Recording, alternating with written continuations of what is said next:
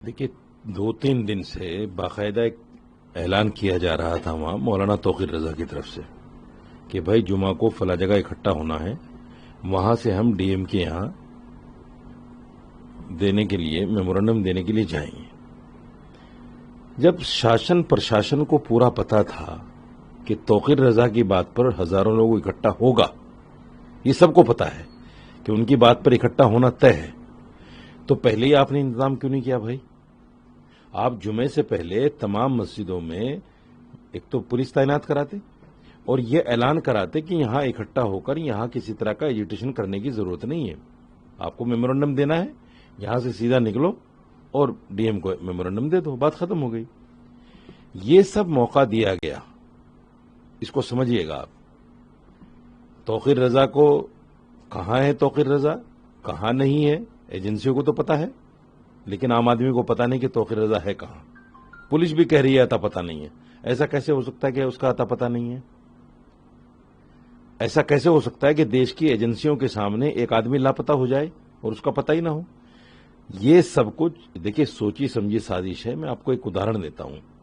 سہارنپور میں جامع مسجد نماز کے بعد میں ایک نوجوان اکیلا بالکل، اس نے آئی لو محمد کی ایک تختی اٹھائی، ایک پرچہ اٹھایا، ایسے بس اس کو اس طرح سے گھسیٹا جیسے آتنکوادی کو گھسیٹتے ہیں، اور کیا کہا جا رہا ہے کہ آئی لو محمد صلی اللہ علیہ وسلم پر کوئی ایف آئی آر نہیں ہے، یہی کہا جا رہا ہے نا۔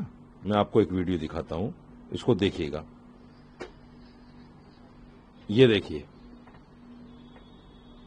یہ اکیلا نوجوان، بالکل اکیلا، وہ بتا رہا ہے، وہ بول بھی رہا ہے کہ محمد سے محبت کرنا کوئی جرم نہیں ہے اور نہ کوئی میرا ایجیٹیشن ہے، نہ میں نے کسی کو یہاں بلایا، میں تو اکیلا کر رہا ہوں، لیکن پکڑ لیا۔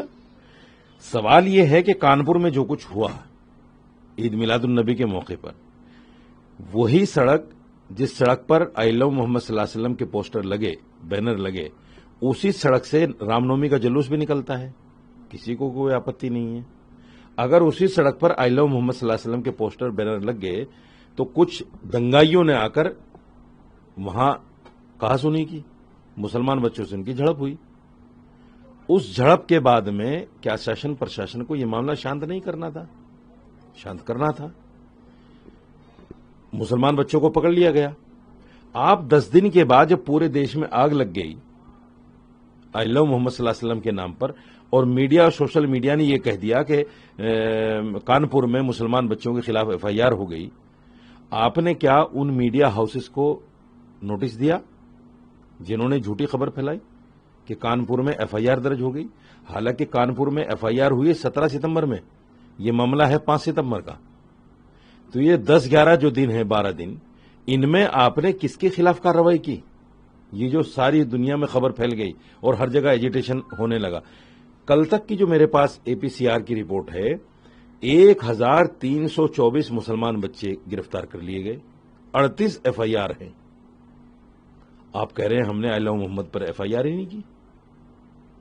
پھر کس پر ایف آئی آر کی ہے؟ کس وجہ پر ایف آئی آر کی ہے؟ آج بریلی میں جو کچھ ہوا، بریلی میں جن بچوں کے اوپر لاٹھی چارج ہوا، کسی ایک بچے نے پتھر مارا، وہ پتھر مارنے کی ویڈیو پتہ نہیں کہاں سے جوائنٹ کر دے گی ساتھ میں، سمجھ ہی نہیں آ رہا ہے۔ وہاں آپ دیکھیے اس ویڈیو کے اندر صرف جوتے اور چپل ہیں، پتھر نام کی کوئی چیز نہیں ہے۔ وہ بچے وہاں کھڑے ہیں، آئی لو محمد کہہ رہے ہیں، اپنا ایجیٹیشن درج کرا رہے ہیں، اور وہاں پر جو ہے لاٹھی چارج ہو گیا، بچے جوتے چھوڑ کے بھاگے۔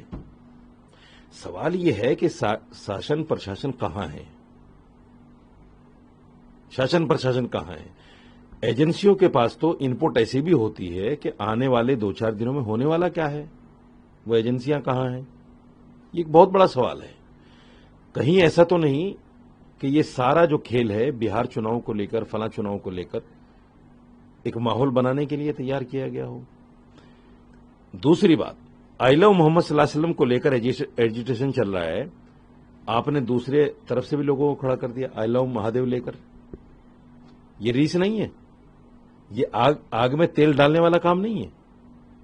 ان لوگوں کو پہلے پتا نہیں کہ مہادیو سے ہم لو کرتے ہیں، آج ہی پتا چلا ہے جب آئی لو محمد صلی اللہ علیہ وسلم سامنے آ گیا۔ تو یہ دیش کو جلانے کی سازش ہے، اور شاشن پرشاشن کو کڑی نظر رکھ کر میں تو ہاتھ جوڑ کر کہتا ہوں اس دیش کو جلانے سے بچا لو.